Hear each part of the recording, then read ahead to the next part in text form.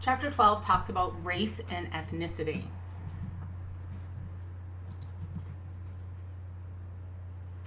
So one thing to think about is that race and ethnicity are not the same thing. Another piece to kind of keep in mind as we go through this chapter is that the definitions of race are going to vary from country to country, as will the importance attached to it. So race is a social construct. It's a category of people who share biologically transmitted traits that members of society consider important, okay? And when this is initially done by some sociologists, they basically break it down into three categories, and the things that differentiate one group from another or one race from another has to do with hair texture, shape of eyes, skin color. So not really based in anything scientific, okay? Now, racial diversity likely appears as a result of living in different regions of the world, right? Where there's more intense heat, we tend to see darker skin. And the variety of racial traits is a result of migration as people move from one part of the world to another, and as those people meet, fall in love, have children together, right, we're going to start to see racial diversity. Now, as I mentioned, this is a social concept, so its meaning and how it's defined is going to vary with each society. Now, here in the US, we place a lot of emphasis on skin color, okay? And you might be interested to know that early on, Italians weren't considered white, okay? So in 1900, when the Italians are, coming here, immigrating here to the US, they're seen as racially different, although we would probably not say that today. So it's also important to note there's no such thing as biologically quote unquote pure people. There's more genetic variation within each racial category than between the categories, right? So again, remember what's making up the difference between them is mostly skin color, okay? And then hair texture, and then the structure and shape of eyelids for the initial three categories. So why do societies make such a big deal about race, right? Like if there's not some genetic component here, then like why the hell do we care, right? If there's not a real difference. Well, it allows us to rank people, right? That gives some people more power, prestige, privilege, right? And it allows us to subjugate other people and to do so on the justification of they're biologically different and maybe biologically inferior. So as I mentioned, this comes about, this concept of race in the 19th century. There's a biologist who tries to organize the world's physical diversity, okay? And it's organized into Caucasoid, Negroid, Mongoloid. These words sound terrible. White, black, Asian. Okay, that clearly doesn't cover everybody, right? But Caucasoid, light skin, fine hair, right? We think about hair texture. Negroid, dark skin, coarse hair. So you can already see the trend here, right? And it's nonsense. And then Mongoloid would be yellow or brown skin and distinctive folds on the eyelids. Now, giving this the most generous viewpoint possible, this is misleading at best. Okay, so again, we don't have biologically pure people. On average, those three categories differ from each other in about 6% of their genes. Okay, and about 5% of all births are interracial. Now, one of the places you get asked about your race a lot is going to be on government forms. Okay, and so this gets broken down into 5 main racial categories and then 1 ethnicity. Okay, so the Census Bureau today for race has white, black, Asian, American, Indian, Native Alaskan, Native Hawaiian, Pacific Islander, and then for ethnicity it asks Hispanic, not Hispanic. And then you might get asked, are you biracial? Are you multiracial? Are you of Middle Eastern descent? Are you of African descent? Right? You might get asked more, but generally you're going to see those 5 racial categories. And then for ethnicity, even though we're calling the variable ethnicity, it's Hispanic, not Hispanic. That's it. So what's ethnicity? How does it differ from race? Ethnicity is a shared cultural heritage, right? So if you've done Ancestry or 23andMe, that's usually looking at your ethnicity, okay? So it's looking at like, oh, you're 54% Italian, okay? First of all, a word of caution with those. There's nothing genetically that says you're Italian, Okay, those are based on statistical probabilities, based on traits, genetic traits you have, and which groups of people you're most likely to belong to based on those genetic traits. So shared cultural heritage is ethnicity. That's common ancestors, language, religion. Okay, so here in the U.S., we're a multi-ethnic society, right? We favor the English language, although there is no official language here in America, and this is a predominantly Protestant country. Now, ethnicity also has a socially constructed component to it. Some people play this up, right? So you guys are either living here in Boston, like you're from here, or you're living here for college, right? And a thing you might notice is Boston has a really strong Irish history. And so St. Patrick's Day is really embraced here. And on March 17th, everybody's a little bit Irish, right? We can modify our ethnicity fairly easily. We can discard traditions over time. Maybe you know, your grandparents were super traditional and you've got a lot of like rituals or traditions in your family, and those have faded away with each generation. You could also decide, I want to do a little bit of research into my family ethnicity. Maybe you find out about some traditions that you really like and you want to bring back. It's also more variable than race. Most of us have more than one ethnicity. I have done Ancestry.com. Mine is very limited, but even as a very limited pale lady, there's more than one ethnicity there. So I'm mostly Scottish and Irish, a little bit of English, and a teeny tiny bit Swedish. So we talked about this in the prior chapter when we talked about whether or not being a woman is being in a minority category, right? So minorities are categories of people distinguished by physical and cultural differences that society sets apart in subordinates. So we use race and ethnicity in this country to subordinate people, right? If you take all the majority population together, then we have, that's probably close to a majority of the U.S. population, or it's getting there. For a long time, our next largest minority was Black folks here in the U.S., and that has been surpassed by the Latino population. So minority groups have two distinct characteristics. There's a distinct identity that they share, right? And this is sort of where I have my bone to pick with the government over Hispanic, not Hispanic. To group every single country that's of Spanish descent or Spanish colonialism together as though they are the same is really odd, right? I think Latino and Hispanic ethnicity brings up an interesting discussion for race as well, because I think people often identify as Puerto Rican or Brazilian, and they don't identify as then like white or black on top of that. Now, some people do. They might identify as like, Black Hispanic or white Hispanic, right? But for the most part, we're really kind of grouping people together that are vastly different. So distinct identity and then subordination. So generally, lower incomes, lower occupational prestige, limited schooling, just many levels of disadvantage. So as you can see here, right, we're getting to a point where if we group all of our minority groups together versus white folks, right, we're getting to a point where our minority population is pretty large.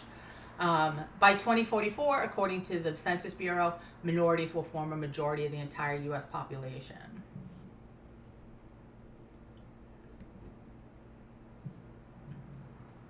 Okay, so here we can see what share of the population in minority categories across the U.S., right? So notice in the South, right, Southern California, Arizona, New Mexico, Texas, it's 50% or higher, right? So here's a little thing to think about. How is there such a large Hispanic population there?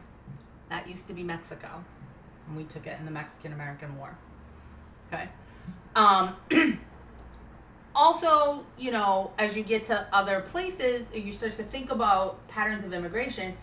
People are going to come over into the United States, and they're probably going to go and settle in places where there's already people from their home country there, right? That's going to make things like not knowing the language easier, right? It's going to give you a sense of community.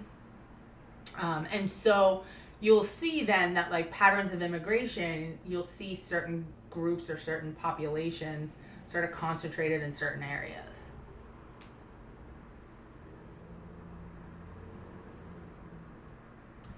So people who identify with some racial and ethnic minority, as I mentioned, are projected to become part of the majority of the U.S. The number of people who identify as multiracial is rapidly increasing, right? We're not seeing as much as we did several generations ago, where like white people married white people, black people married black people, right? And so as we see that, we're starting to see more ethnic diversity.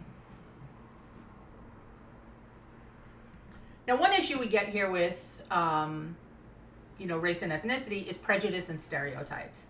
Okay, so prejudice is a rigid, irrational generalization about an entire group of people. Now, we tend to think of these as negative, right? And they often are. And we can talk about some of these in class. But they can also be positive too, right? That like when you say, oh, this group of people is really good at dancing, or this group of people is really great at basketball, right? We can exaggerate the virtues that a group has. Now, these often take the forms of stereotypes. Those are exaggerated descriptions, right, that people then apply to everyone in that same category, okay? And then racism takes us maybe one step further, and it's a belief that one racial category is innately superior or inferior to another group. So where does it come from? Are we born this way? No. Okay, so a couple different theories around this. One is scapegoat theory, and it says that prejudice comes from frustration amongst people who themselves are disadvantaged, right? So a scapegoat is a person without a lot of power that we blame for something, right? We blame unfairly for something. Another theory says that that extreme prejudice is basically a personality trait in some people. And this is a personality trait in a lot of authoritarian personalities. Folks who see moral issues as very clear cut. They tend to think society is competitive. Some are better than others. Those with a little education and raised by cold, demanding parents tend to develop authoritarian personalities. They're often filled with anger and anxiety as kids and then grow into aggressive adults who seek scapegoats that they consider inferior. Now, culture theory says prejudice is embedded in our culture, and it definitely for sure is, right? And so our culture teaches us how to view certain categories of people and to view certain groups of people as better or worse than others.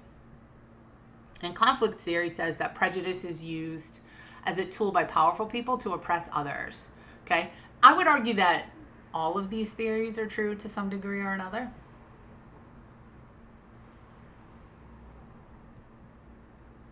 So one thing to think about when we're thinking about prejudice, and one way that people sometimes measure in research, is by looking at a thing called social distance. How closely are people willing to interact with members of some category, right? And there's three major findings related to this. So the long-term trend is that students are more accepting of all minorities. I think as we get with each new generation, right, people are more tolerant, they're more open-minded. Students see fewer differences between various minorities. And another thing to think about here, right, the climate of concern over terrorism. And so I can tell you that definitely when 9/11 happened, you did see a big increase in prejudice towards Arabs and Muslims. We saw a little bit of this too with COVID-19, right? The president at the time kept talking about how it was, did he call it the China flu, right? And so we started to see some prejudice against Chinese folks. And because a lot of people don't know the difference between one group of people or another, that kind of extended to a lot of Asians. So here's a way that we can measure this in research, right? So I would accept and then you insert a minority category, right? As a family member, close friend, neighbor, coworker. You guys have probably seen this stuff up close and personal. I have a family member who started dating a black man, the loveliest, kindest man she has dated in her entire life, including nicer and kinder and a better partner than her actual current husband. And her mother really flipped her lid over it and didn't talk to her for a couple years. So some people really still have some really seriously problematic beliefs embedded. Okay? And then we can look at where, these ranges fall. Now, one thing you can do is, since they've been measuring this over a period of time, is we can look at the average score and we can see how that's changed over time, right? And so you can see the numbers getting lower, right? That like in 2011, which is pretty outdated data, it's 1.68. And in 1925, that's like when my Nana was born, is 2.14, right? Okay. So when we think about racism, right, we know that this is the belief that one group is innately superior or inferior to another. This is obviously a widespread problem throughout U.S. history. There was a decrease in overt racism, sort of been on the uptick in the last few years, right? But it's still a serious social problem, okay? It shapes how institutions work. There's so much racism embedded into our institutions. Somebody asked me, like sometime in the last year, a boomer asked me, how come other groups of people have been able to come here to the U.S. as immigrants and work hard and, advance and buy a home and blah, blah, blah. And how come black people haven't been able to do that? And I said, well, I don't have time to give you an entire bachelor's degree in this. But the answer is pretty straightforward. Institutional racism, right? So like redlining, people weren't allowed to buy homes in certain neighborhoods, right? We did a lot of programming at one point in this country to try to build the middle class, but that was the white middle class, okay? We didn't make the same efforts to build the middle class for other groups of people. So literally the system is stacked against some groups of people, okay? And trying to look at this is the basis of critical race theory. Critical race theory starts as a thing that is part of the law and studied as part of law school. It really became part of the national conversation probably 4 or 5 years ago, where people were worried that this was being taught in school. It's definitely an advanced theory. We're not teaching kindergarten about critical race theory. Do think it's important, though, for us to be honest about the roots and the history of this country. And it's the only way that we're going to be able to get better and improve and decrease racism. Okay, so racism's the beliefs, right? One group is better than another, or one group is inferior to another. And then we can act upon that, right? So we can engage in a discrimination, which is unequal treatment of different groups of people. Okay, and so discrimination is a matter of behavior and action. And it could be positive or negative. And that means it could be like you're favoring a group, or it could be that you're disadvantaging a group.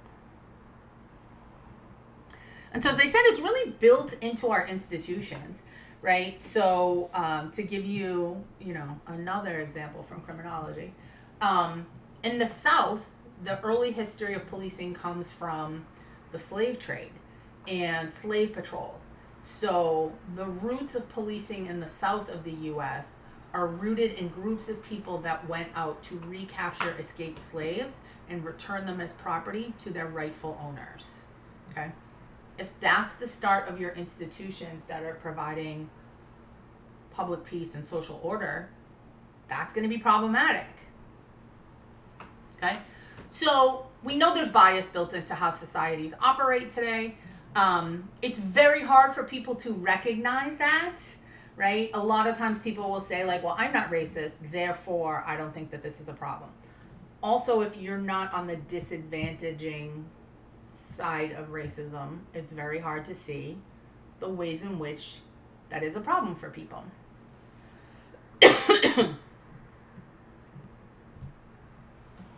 Okay, so prejudice and discrimination reinforce each other. Now remember in chapter 3 or chapter 4, we talked about the Thomas theorem, which basically says that situations that we perceive as real are real in their consequences, okay? So stereotypes can become real to people who believe them, and even sometimes to people who are victimized by them, right? And so we have a bad habit as humans. Well, our brains are designed to recognize patterns, and that's not necessarily a bad habit.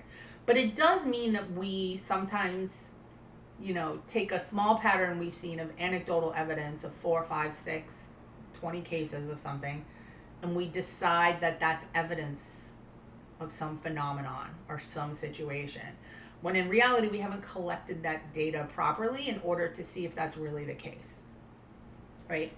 Go back to that theory we looked at in the chapter on deviance, where they were looking at like, Santa Claus kind of looking people, really, really skinny people, and then muscly looking people. And they're like, oh, the muscly looking people are more likely to be violent criminals. Well, yeah, because they're going to be more successful at it.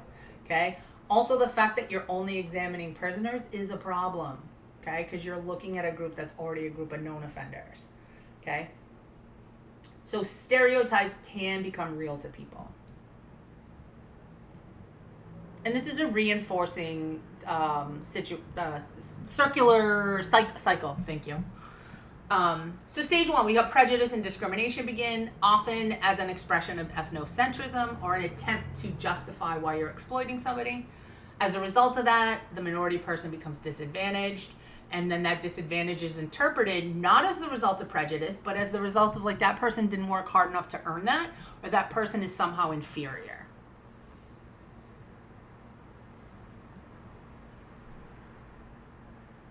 So what are some modes of interaction, right? So we can have pluralism, and this is like basically a community setup or state or government in which people of all races and ethnicities are distinct, but they have social parity, okay?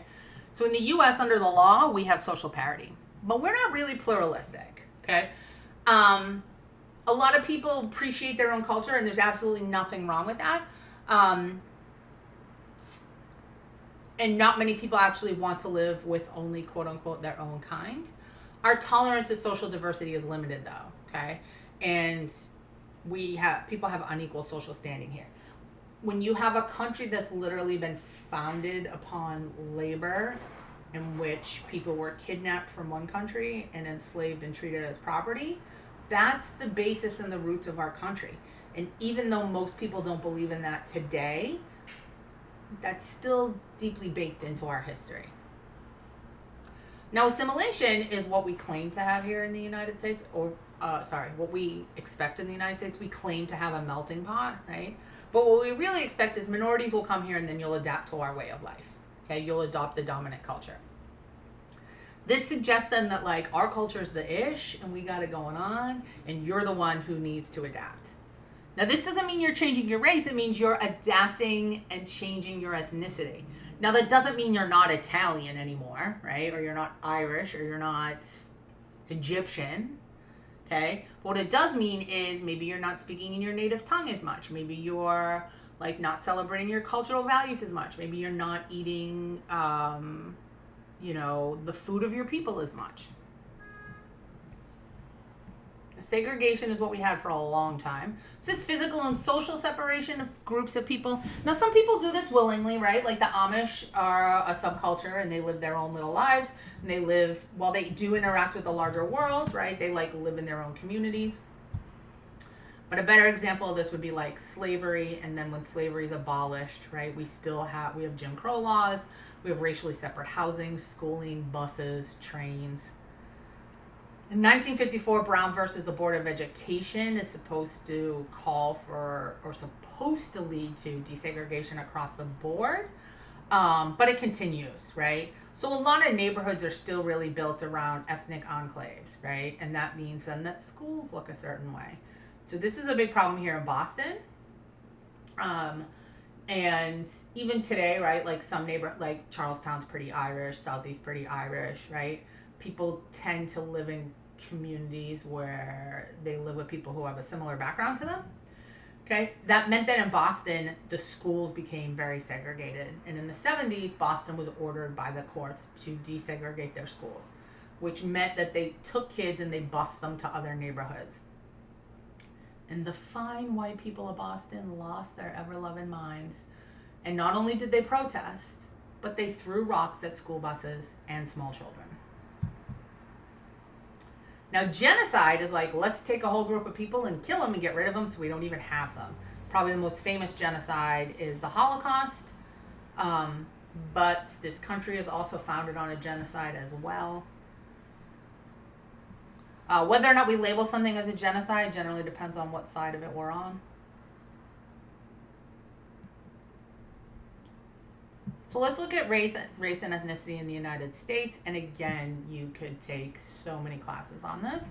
And you can take variations of classes on this. So we offer here at the college social justice, race, and gender, which looks at race, ethnicity, gender, social class.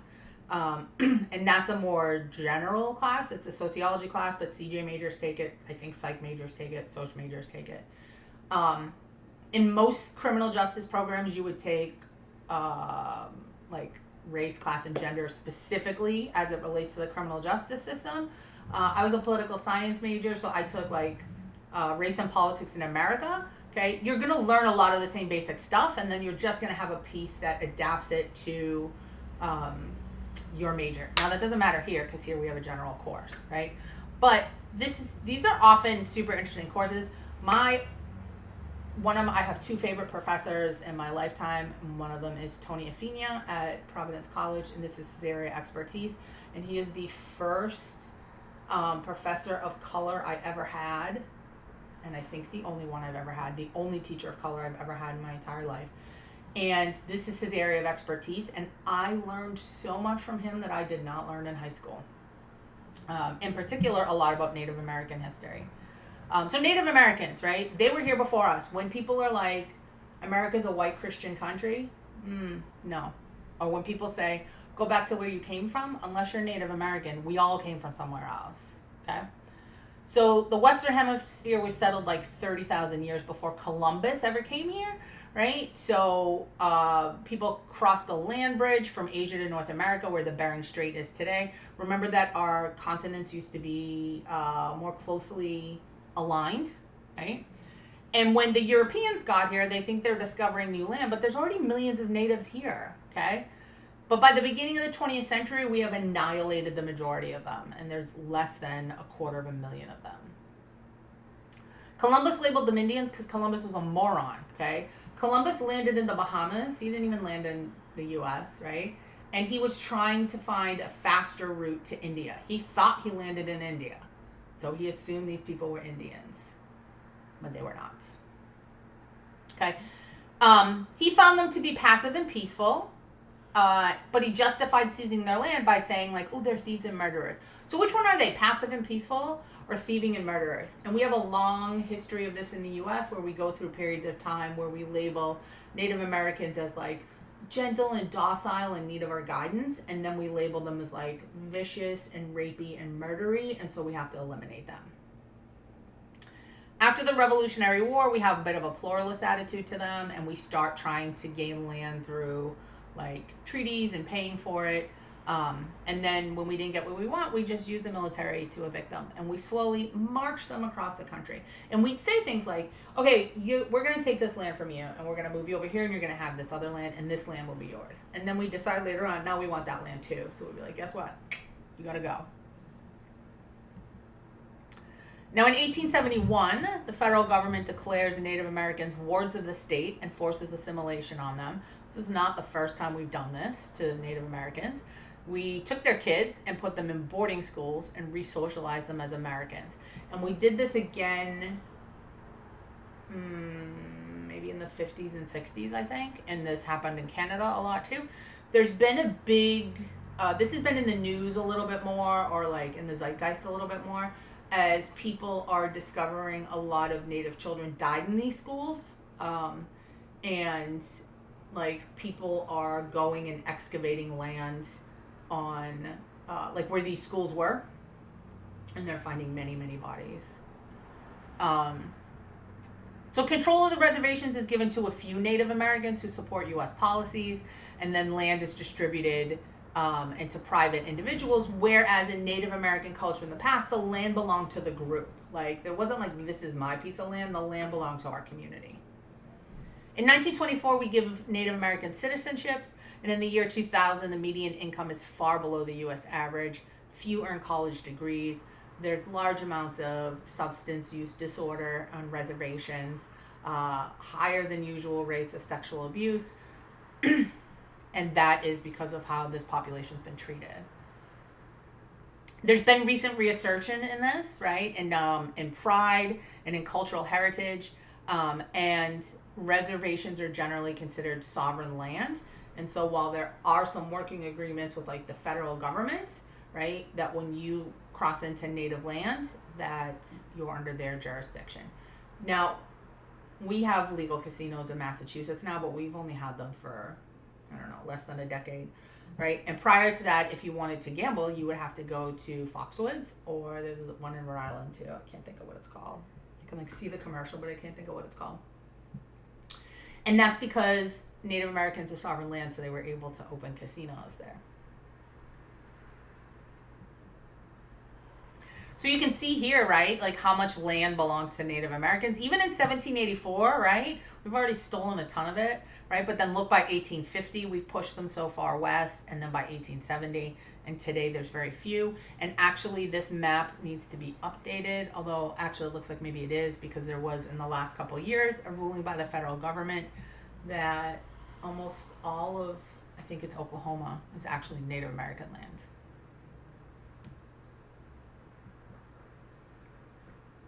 So Native Americans, this data is about 5 years old, right? But the median family income is $53,000 a year, whereas for the U.S. Population as a whole, it's $84,000, right? Much higher percentage living in poverty, much lower percentage completing a bachelor's degree. All right, white folks.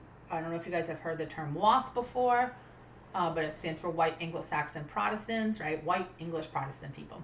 And they dominate once, English colonists come here.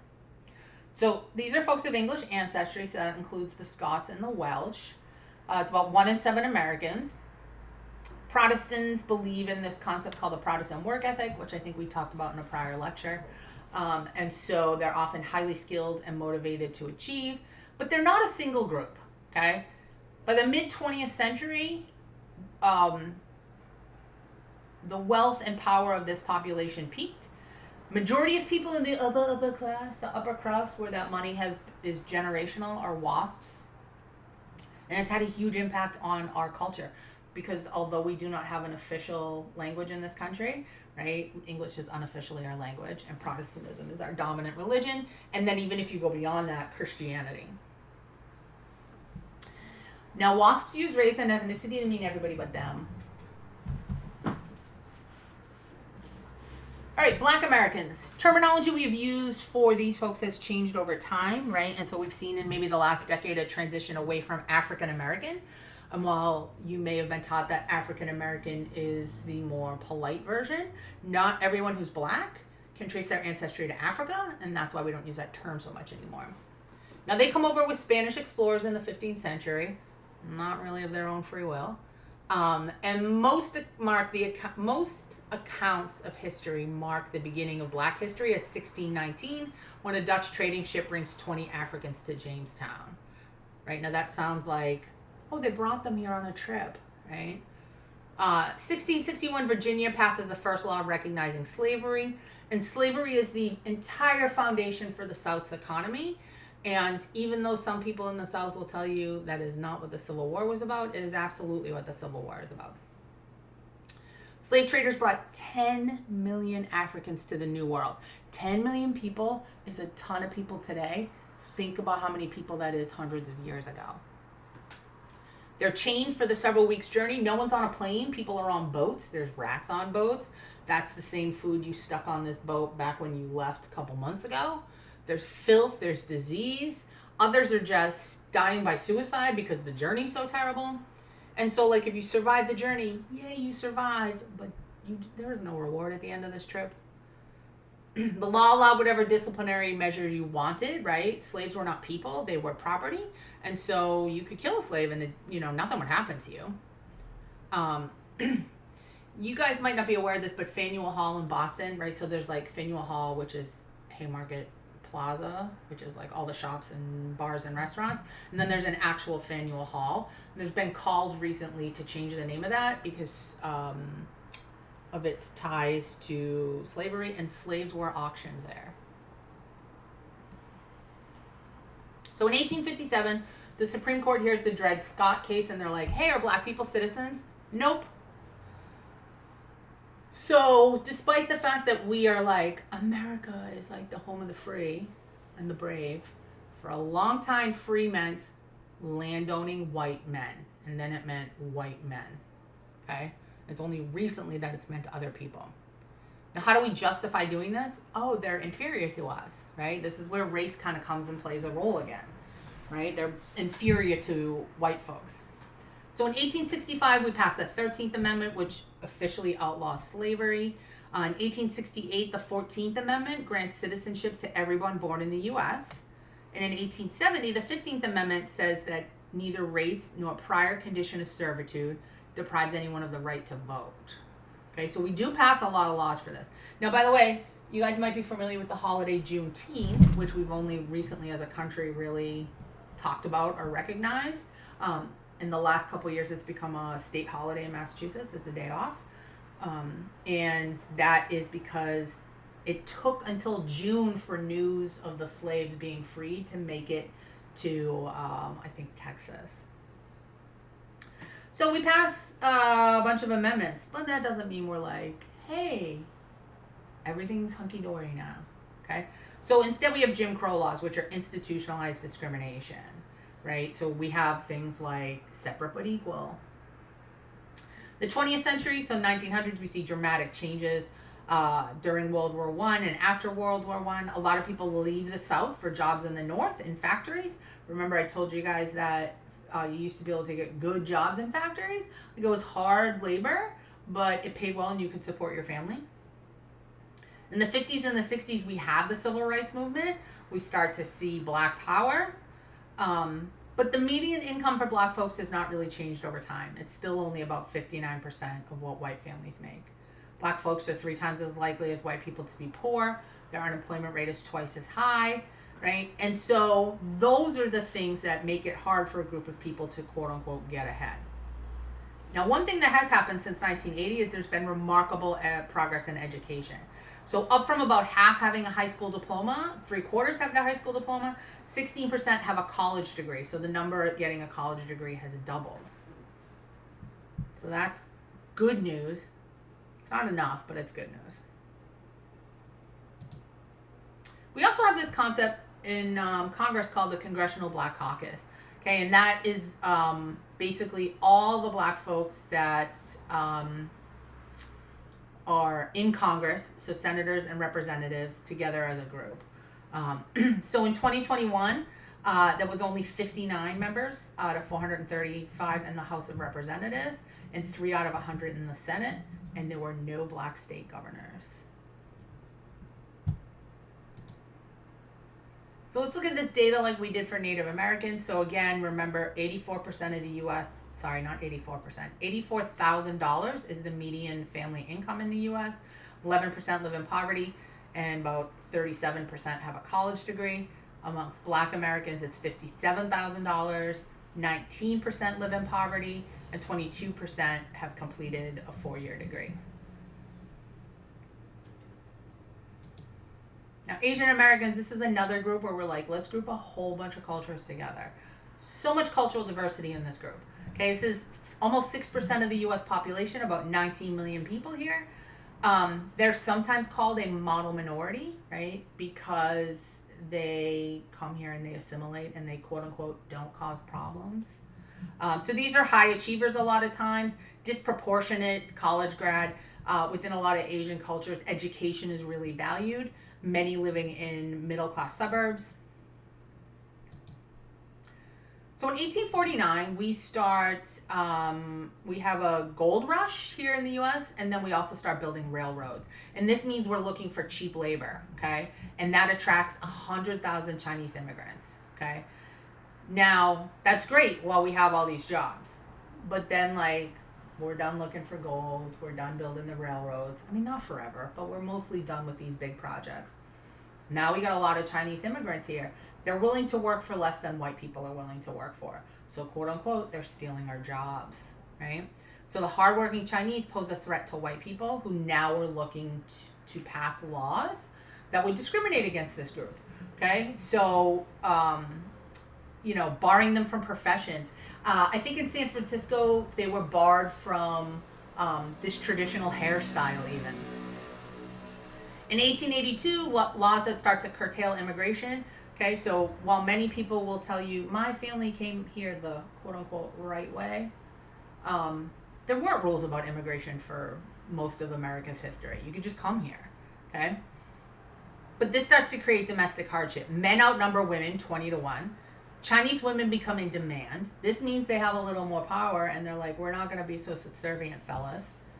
Many Chinese immigrants are seeking the safety of Chinatowns. This means they don't have to learn English, which is in turn going to limit job opportunities, right?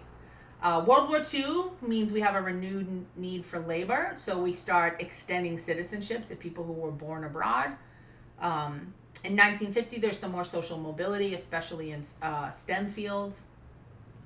The median income of Chinese Americans is above the national average. They have twice the national average of college grads.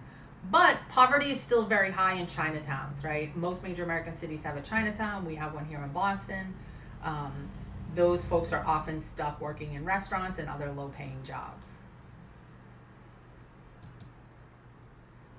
Japanese immigration begins slowly in the 1860s, and many come to Hawaii as a source of cheap labor, right, given its proximity.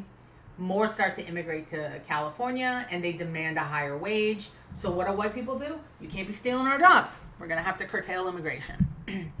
So in 1907, the U.S. signs a treaty with Japan, limiting the number of men that can come here because men are the main economic threat.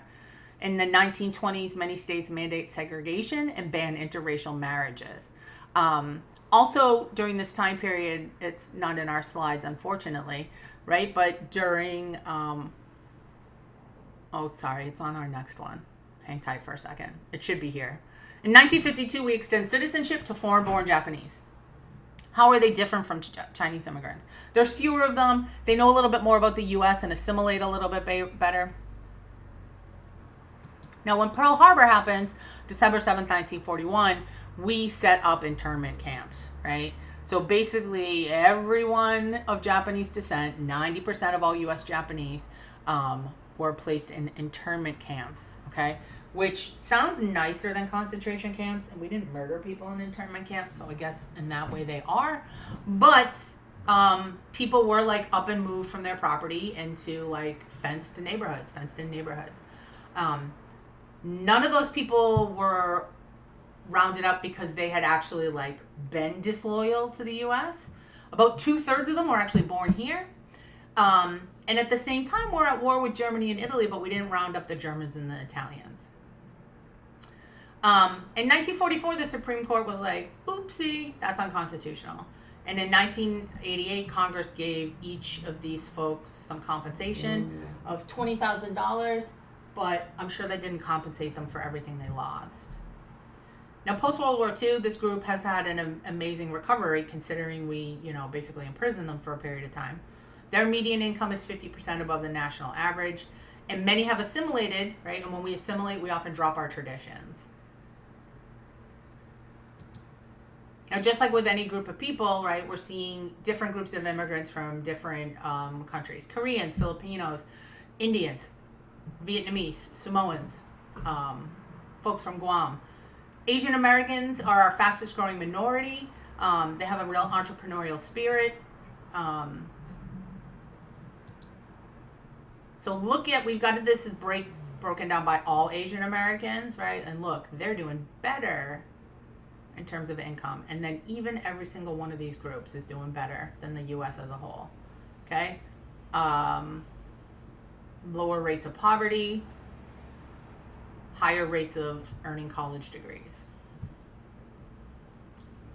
This slide right here is why they're called a model minority. All right, Hispanic and Latino. What's the difference between these two words? Hispanic means of Spanish colonial descent. Latino includes Portuguese folks. So it includes, Brazilians, areas that Portugal colonized. Okay, so there's over 62 million people of Hispanic descent in the U.S.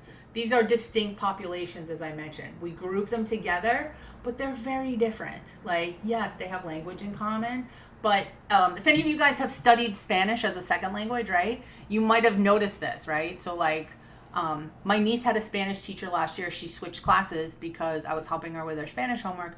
And she had a teacher who used vosotros, right? So if you're of Spanish-speaking descent, you know, right? Vosotros is the plural you, right? And that gets used in Spain, and it doesn't get used in a lot of other countries. So I studied Spanish from the time I was 9 all the way through college, and like I technically learned vosotros, but we never used it. So I was like, yo, I can't help you with this crazy teacher that wants to use vosotros. These are very distinct populations, right? Same thing if you've ever been on Duolingo trying to learn a language, you might notice that some of the terms they use are different from the ones you learned in your Spanish class. That just kind of depends. Like, is it American Spanish? Is it Mexican Spanish? Is it Spain Spanish you've learned, right? The majority of this population is in the Southwest, although it's certainly spread throughout the country. And the median income of Hispanic and Latino Americans is below the national average. Now remember, for our Mexican Americans, some of them are descendants of people who lived in a part of Mexico that we took in 1848. Most, however, are recent immigrants, right? More U.S. immigrants come from Mexico than any other country. Why? Because it's right on our border. Like, duh. Okay? A lot of them work as low-wage laborers. About 20% are poor.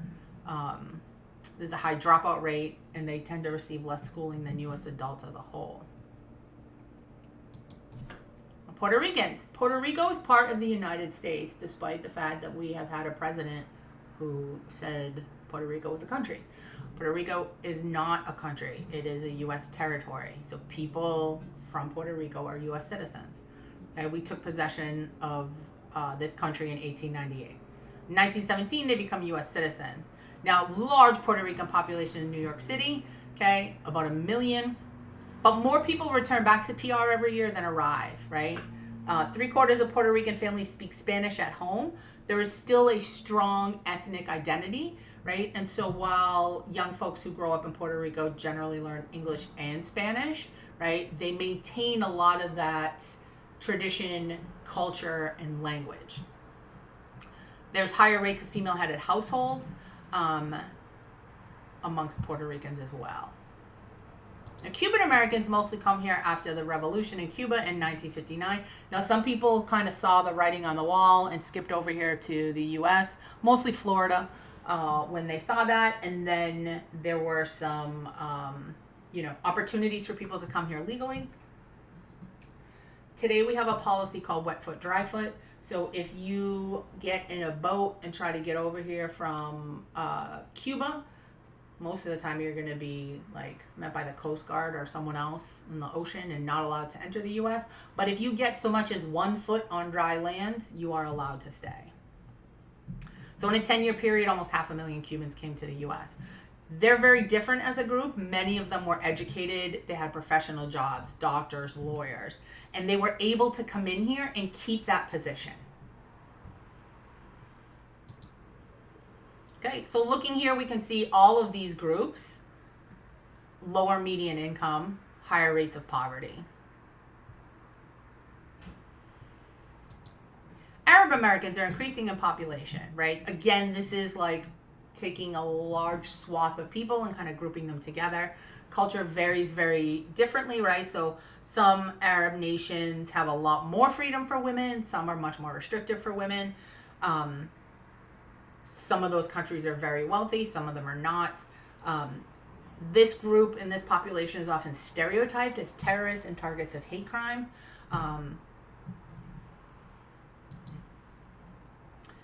And they have higher rates of poverty, lower median income, and slightly higher rates of achieving college degrees. Now, sometimes we might talk about Americans who are white ethnic, okay? That's the idea of recognizing our ethnicity and the fact that many groups of white people, when they first came here, were disadvantaged too. So the Irish were treated poorly. The Italians were treated poorly. There were places where there were signs, Irish need not apply, okay? Now, today we don't think of any of those folks as disadvantaged, right?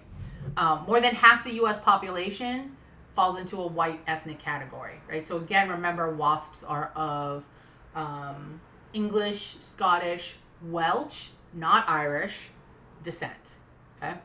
In 1921, we lift the quotas on immigration sorry, we put a quota on immigration, and then in 1968 we lifted.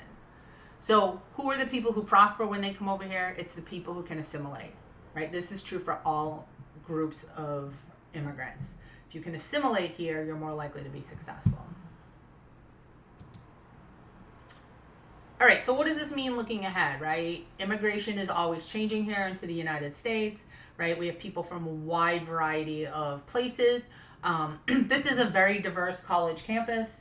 If you guys remind me when we have class after you listen to this lecture, maybe we can spend a little time talking about like what all of our backgrounds are and see the diversity we have in our classroom. But many of these groups are going to face the same disadvantages that the folks who came here before them did. Just because you're from the Philippines doesn't mean you will, face different challenges than Irish immigrants did. Now, all of this is very much tied up in politics, right? So in terms of the politics of racial and ethnic inequality, conservatives tend to be more accepting of social inequality, tend to believe that that's due to innate differences amongst individuals, and they believe in equality of opportunity. Progressives are much more critical of this. They see more difference in how groups are perceived and treated. And then you guys might be familiar with the concept of white fragility, and this is a great example of how this is a survey course, and we're only going to cover stuff quickly because here's 2 bullet points on white fragility, okay? It's important for us to remember, those of us that are white, that we live in a society that is racist, okay? And our major institutions are controlled by white folks.